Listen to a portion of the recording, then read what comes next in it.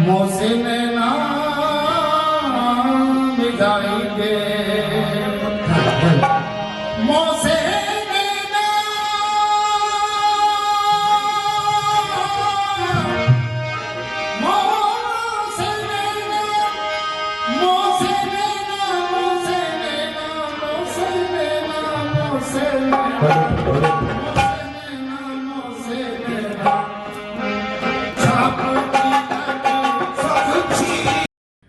हंस का ही तो कमाल है भाई, और क्या है।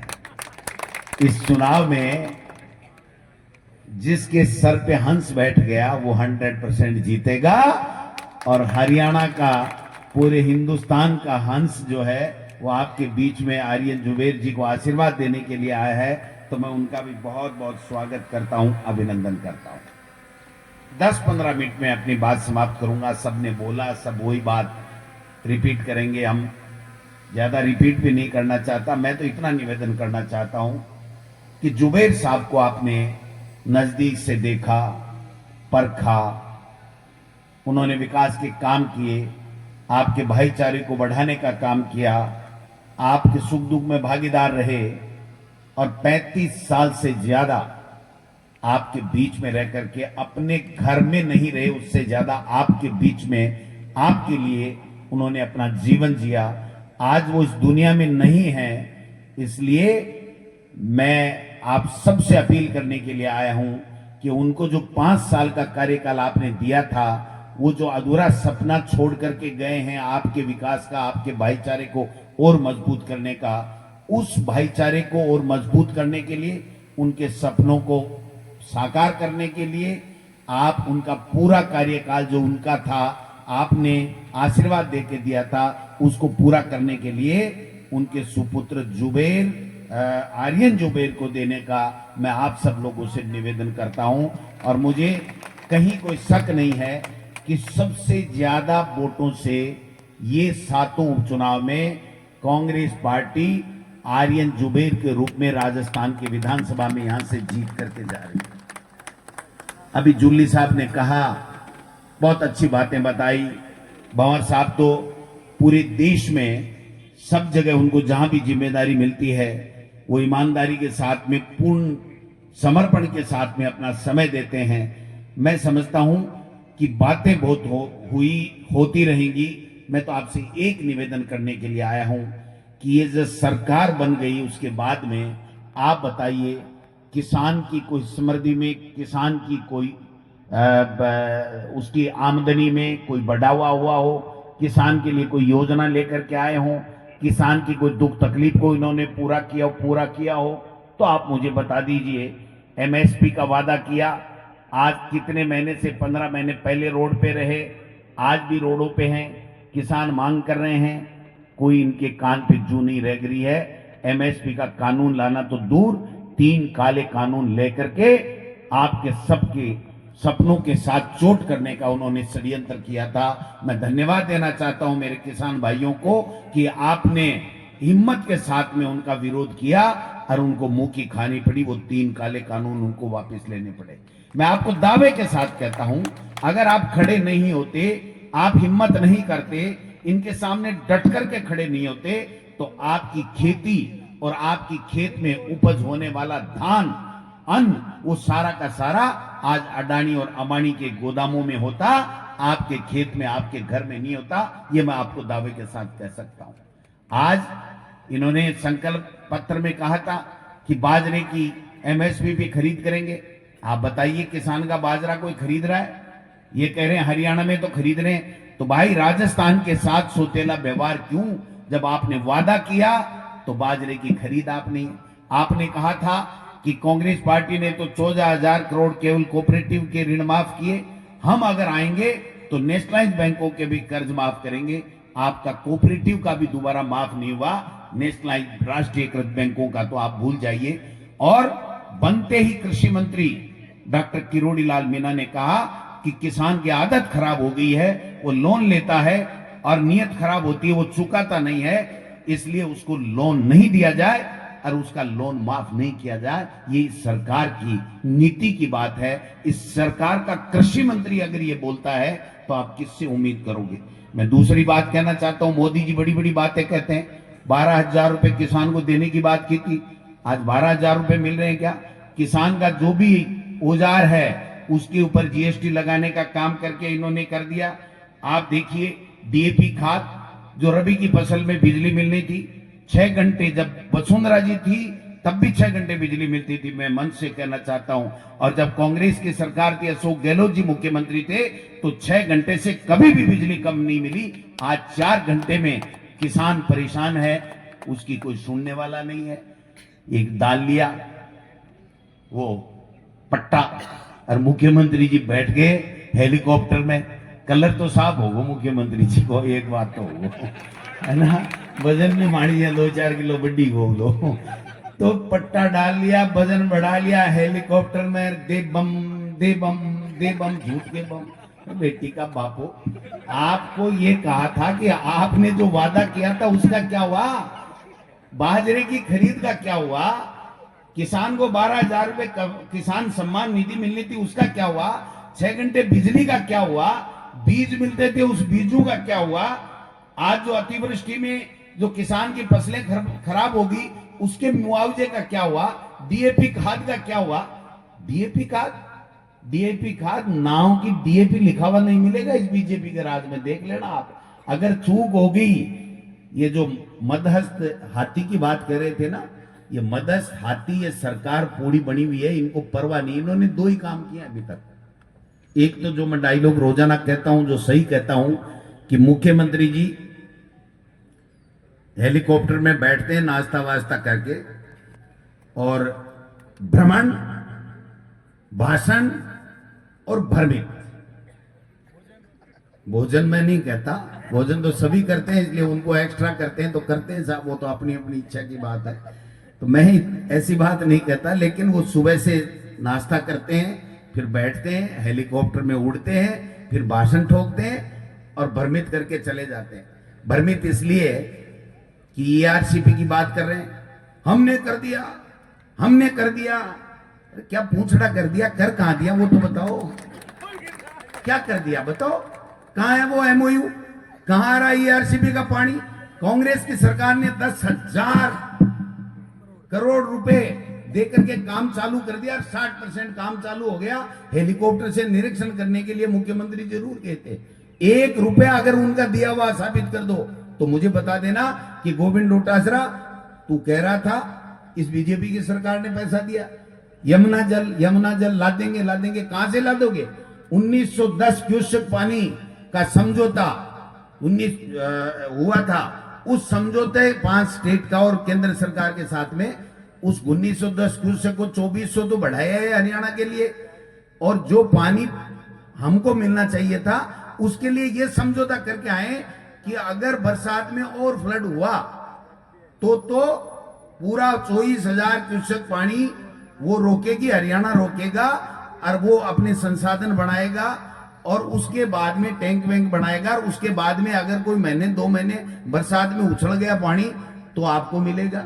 आपने हमारे राजस्थान के किसान के लिए, आम गरीब पिछड़े स्वर्ण सब लोगों के लिए हितों के साथ में कुठाराघात किया है। हरियाणा को हमारा समझौता आपने जो किया है उसमें हमारे हितों को बेचने का काम किया है, और मध्य प्रदेश को आपने हितों को बेचने का काम किया।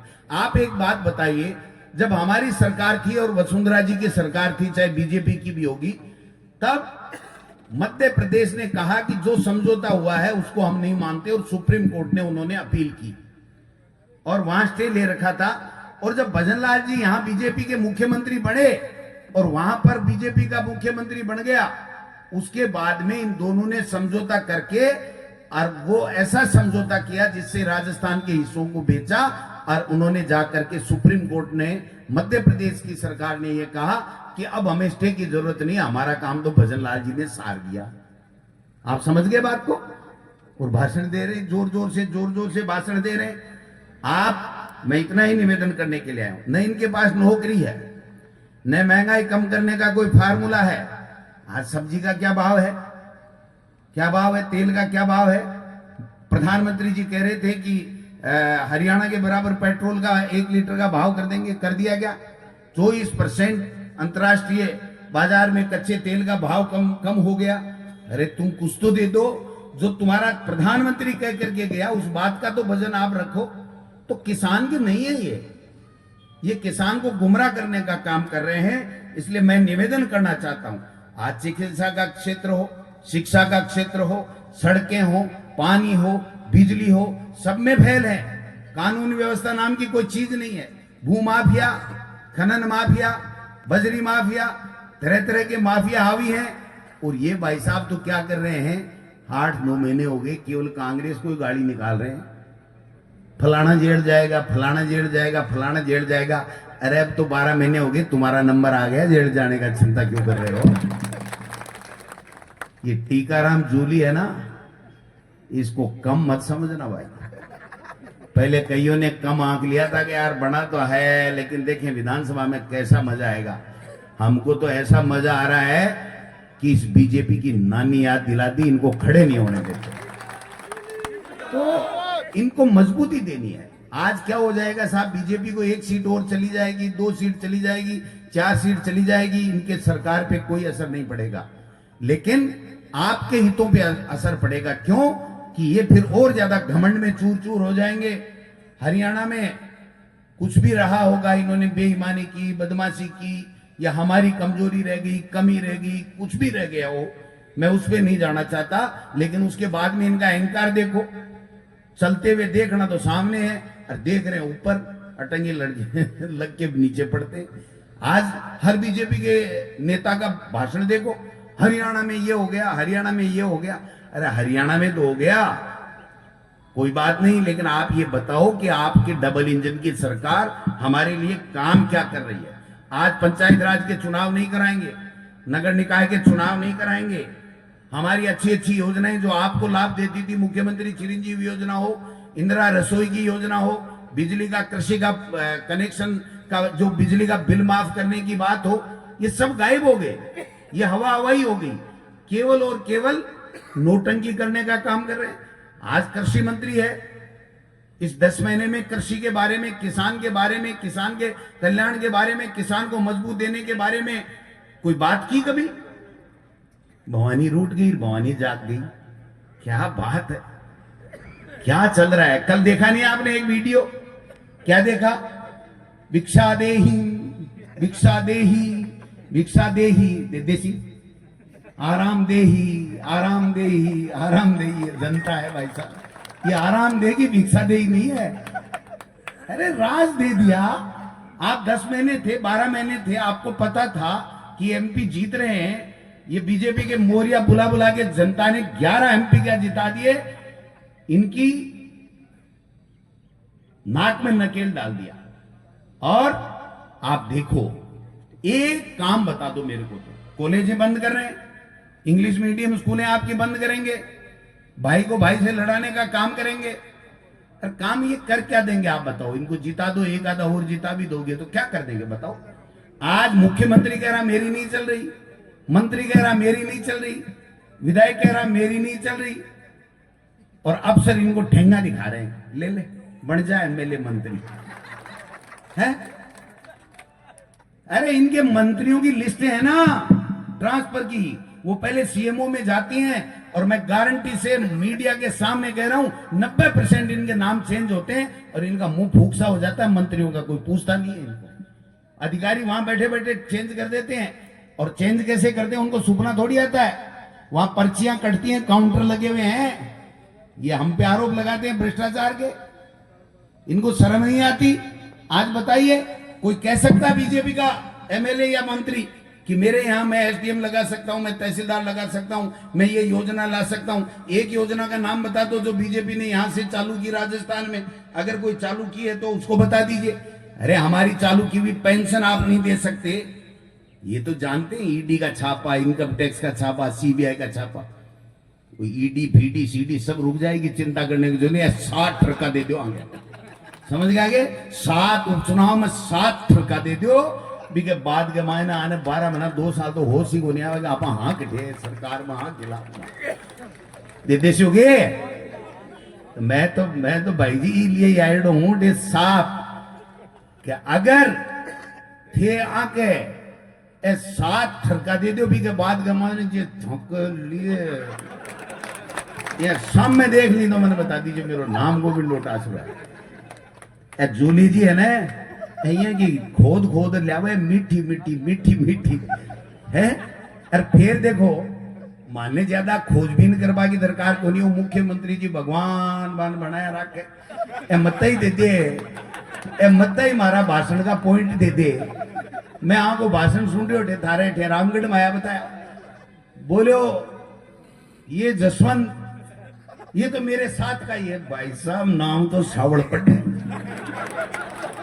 जसवंत और यशवंत का नाम को बेरो को थारे साथ का किया हो यार तो सवाल वो है कि बोलबा को ज्ञान नहीं करबा को ज्ञान नहीं चालबा को ज्ञान नहीं हर तीसरे दिन में अरे एक गुलदस्तो ले अरे एक पट्टो ले और अमित शाह जी के पैर आए हमें अरे बाकी मोदी जी के पैर आए हमें अरे भाई तो बना दियो भाई ये तो बना दियो आपकी कदर करो जो औरों को ही बात चल रहे आगे नहीं नाम नहीं चलेगा इनका नाम नहीं चलेगा मैं आपको लिख के दे रहा हूं क्योंकि इनकी सोच नहीं है इसलिए मैं आपसे एक ही निवेदन करना चाहता हूं इनके मंत्रियों के तो भाई साहब खटके ही नहरे हैं ये तो कॉमेडियन को भी पीछे बढ़ाते हैं कॉमेडियन जैसे कॉमेडी करके हंसाता है ना इनको अफसोस होता है कि ऐसे लोग कैसे कैसे बन गए क्या क्या बन गए ऐसे ऐसे डिपार्टमेंट ऐसे ऐसे लोगों को दे दिए कि कुछ पता ही नहीं है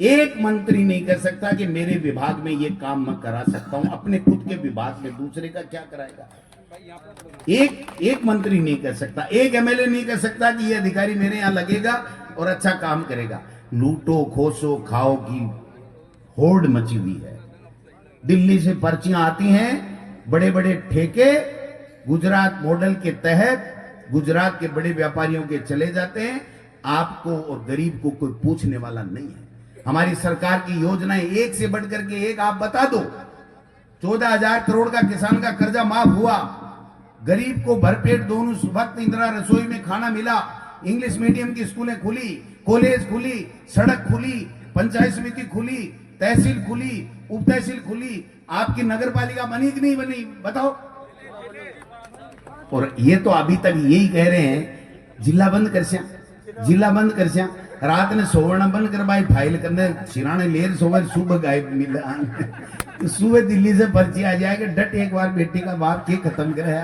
आज जनता अपन खत्म करेगी उपचुनाव से पहले है हिम्मत मुख्यमंत्री जी में कि चुनाव से पहले ये कह दें कि हम ये जिले खत्म करेंगे है मुख्यमंत्री जी में किसी मंत्री में हिम्मत है कि हम ये योजना लाएंगे ये काम करेंगे ये कुछ नहीं कर सकते इनका खुद का कोई विजन नहीं है दिल्ली से पर्चियां आती हैं और दिल्ली का एक ही काम है कि हर स्टेट पे पपलू बैठाओ एकदम पपेट और मजे करो और लूटो खोसो खाओ एक ही काम चल रहा है इसके अलावा कोई काम नहीं चल रहा है इसलिए भाई लोगों मैं किसान का बेटा 4 साल से प्रदेश अध्यक्ष हूं हमारा राज नहीं आया लेकिन लोगों ने आशीर्वाद दिया विधानसभा में जो लोग सोच रहे थे बीजेपी वाले जो झूठ का प्रोपोगंडा फैला रहे थे कि साहब कुछ नहीं होगा ये नहीं होगा राज नहीं आया लेकिन लोकसभा के अंदर जब हमने आपसे आग्रह किया चाहे अलवर की सीट थोड़ी बहुत से रह गई ये मलाल है हमारे नहीं तो भाई जी है 11 को नहीं है 14-15 बोरिया बोलता 14-15 बोरिया बोलता अब इनकी अकल ठिकाने तभी आएगी जब 7वें उपचुनाव में भारतीय जनता पार्टी सुनने पे आउट होगी तब इनकी अकल ठिकाने आएगी आप लोगों के काम करेंगे ये आर्यन जो है ना इसके मैं स्पीच सुनता हूं सोशल मीडिया पे सुनता हूं जो बोलता है इतना सटीक और शानदार बोलता है इतनी अच्छी बात बोलता है इतने भाईचारे की बात बोलता है सब 36 कौमों को साथ लेके की बोलता है इसका उज्जवल भविष्य है इसका भविष्य आप बना दीजिए आप आशीर्वाद देकर के ये आपको कभी निराश नहीं करेगा ये मैं आपको दावे के साथ कह सकता हूं कभी निराश नहीं करेगा सच्ची श्रद्धांजलि जुबेर साहब को यही होगी कि हम 13 तारीख को सब मिलकर के 36 कौमों के लोग किसान, दलित, पिछड़ा सब लोग मिलकर के और जुबेर साहब को सच्ची श्रद्धांजलि और आर्यन जुबेर को वोट दे करके यहां से जिता करके भेज दीजिए। मैं यही अपील करने के लिए आपके बीच में आपके सामने हाजिर हुआ हूं। मुख्यमंत्री जी कह रहे थे कि मुख्यमंत्री जी आएंगे, आ जाओ ना, तो मना कौन कर रहा है? मुख्यमंत्री जी तो आइडा ही है, गया गया। मुख्यमंत्री जी आ जाएं, कोई फर्क नहीं पड़ता। उनसे एक ही बात पूछ लीजिए कि आपका 1 धेला रुपया बता दो ईआरसीपी में, यमुना जल का 1 रुपया बता दो आपका लगाया हुआ, आपकी एक योजना बता दो जो जनहित की कोई योजना हो, आपका एक काम बता दो जो आपने कुछ किया हो।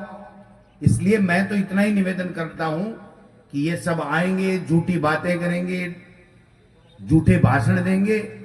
सच्ची बात कांग्रेस पार्टी सबको साथ लेकर के करती है। आपका अगर आदेश हो जाए, आपका आदेश हो जाए तो ये जो साफा आन बान शान का, ये मैं आर्यन जुबेर को आपकी तरफ से पहना दूं, इसको आपकी सबकी सहमति।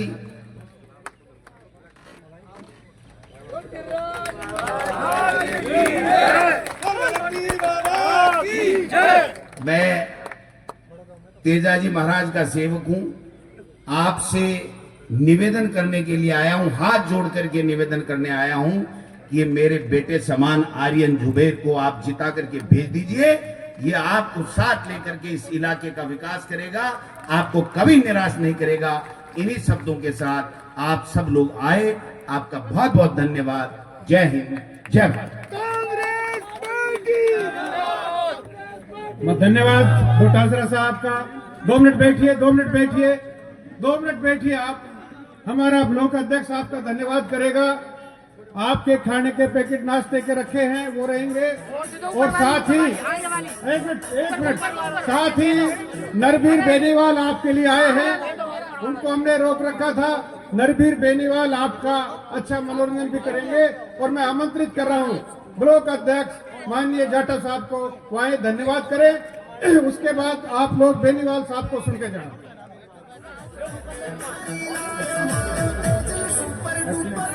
ब्लॉक गोविंदगढ़ बड़ौदा में मैं आप सभी पधारे। अरे एक बार डांट, अरे डांट कि माले साफ ऐसे चिंबक बढ़ रही अगर रात में नींद को नहीं आवे बीजेपी वाला में एक वो साफ ही क्यों घुमावे? मैं क्यों साफ ही है ने थाको पार्टियों साफ करेगी ऐसा।